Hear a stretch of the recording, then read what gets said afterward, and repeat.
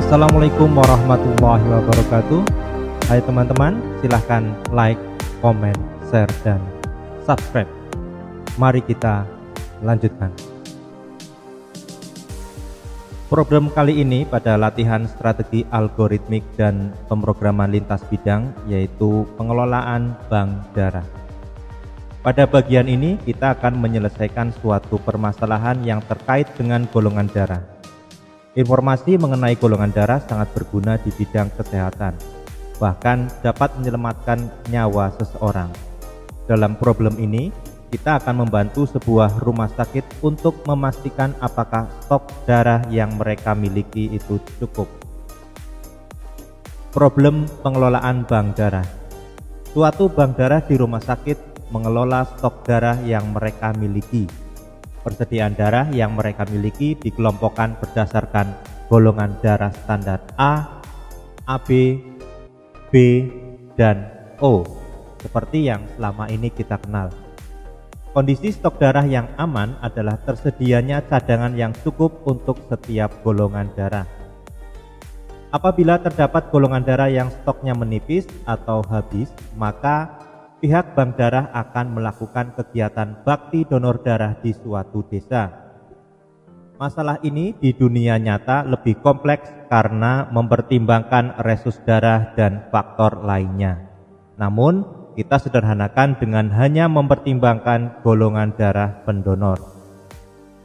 Agar kegiatan bakti donor darah dapat berjalan secara efektif dan tepat sasaran, pihak bank darah mencatat data para pendonor darah sukarela atau DDS yang tersebar di berbagai daerah.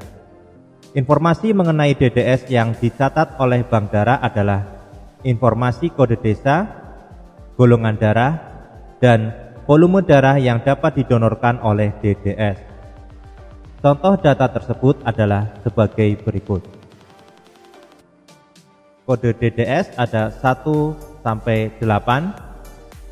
Kemudian kode desa di sini misalkan 31312312. Golongan darahnya dan volume darah yang dapat didonorkan. Jadi misalkan kode DDS 1 pada desa 3 dengan golongan darah A, volume yang didonorkan adalah 150 ml. Kemudian contoh lagi, kode DDS-nya 5 di desa 2 dengan golongan darah B dan volume darah yang didonorkan adalah 200 ml. Karena semakin lama data DDS yang harus dikelola oleh bank darah tersebut semakin banyak, bahkan bisa jutaan orang, mereka meminta kita untuk membangun sebuah program yang dapat menyimpan dan mengolah data DDS tersebut. Hasil pengolahan data tersebut akan digunakan oleh bank darah untuk menentukan pelaksanaan kegiatan bakti donor darah yang lebih efektif dan tepat sasaran. Program tersebut harus bisa menentukan desa-desa yang harus dikunjungi untuk diadakan kegiatan bakti donor darah. Catatan, untuk menghindari kesulitan dalam entry data golongan darah AB, problem ini akan memberikan kode golongan darah A sama dengan 1, B sama dengan 2, AB sama dengan 3, dan O sama dengan 4. Subproblem 1, menghitung jumlah pendonor darah. Deskripsinya sebagai berikut. Pada subproblem ini, kita akan meminta untuk menghitung banyaknya pendonor darah di setiap desa berdasarkan kode desa yang diberikan. Format masukannya, baris pertama adalah sebuah bilangan bulat N yang merupakan jumlah DDS. Nilai N ini paling banyak berjumlah 1000 orang. Baris kedua adalah M yang merupakan jumlah desa yang paling banyak berjumlah 10 desa.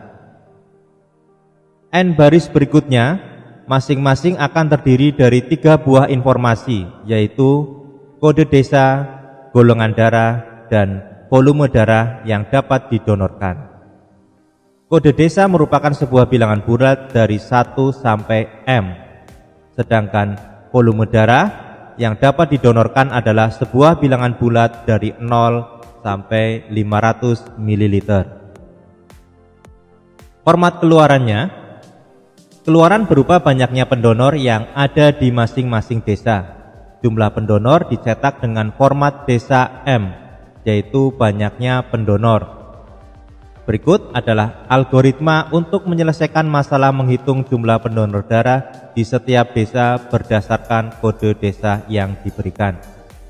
1. Baca nilai N, yaitu jumlah DDS, dan M, jumlah desa.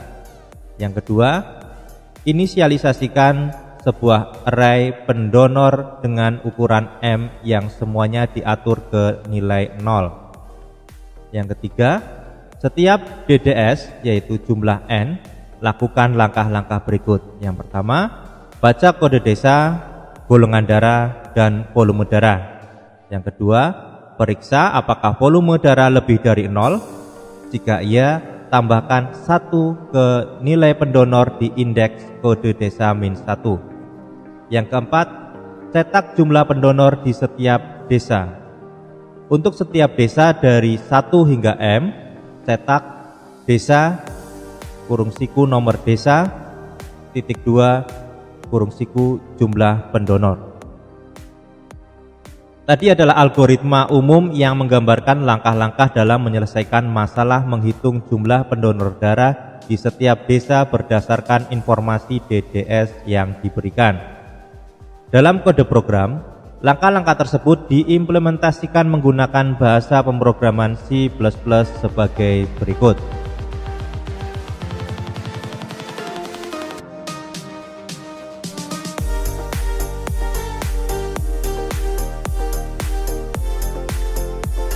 Program tersebut merupakan program C++ yang digunakan untuk menghitung jumlah pendonor darah di setiap desa berdasarkan masukkan kode desa, golongan darah, dan volume darah yang diberikan oleh pengguna. Berikut penjelasan singkatnya. Program meminta pengguna untuk memasukkan jumlah DDS atau pendonor darah dan jumlah desa.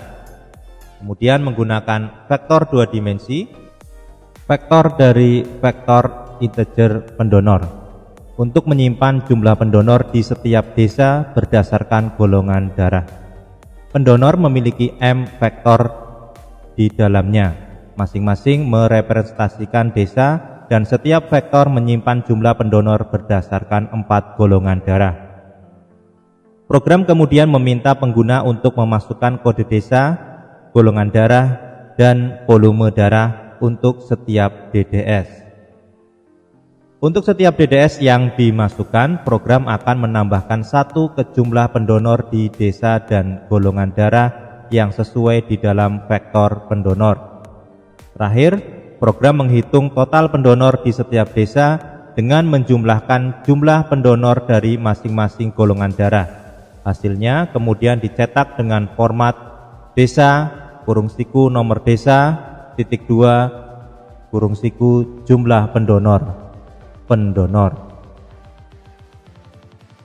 Berikut contoh keluarannya.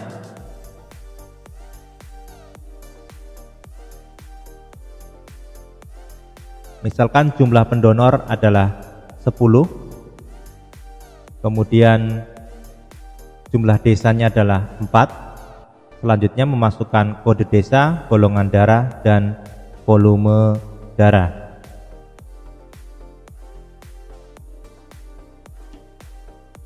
Kode desa misalkan 1, golongan darahnya 2, volume darahnya 350.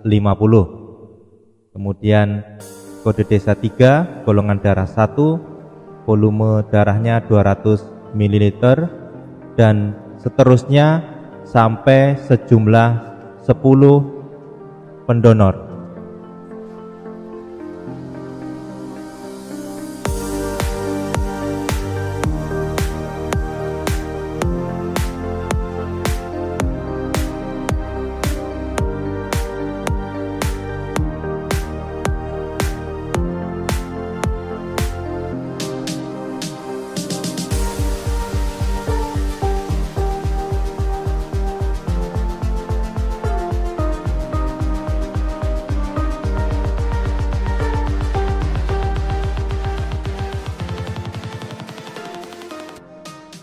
Ya, selanjutnya banyaknya pendonor pada masing-masing desa. Desa 1 3 pendonor, desa 2 2 pendonor, desa 3 4 pendonor, dan desa 4 1 pendonor. Demikian tadi menghitung jumlah pendonor darah pada problem pengelolaan bank darah. Terima kasih, semoga bermanfaat. Selamat belajar dan tetap semangat.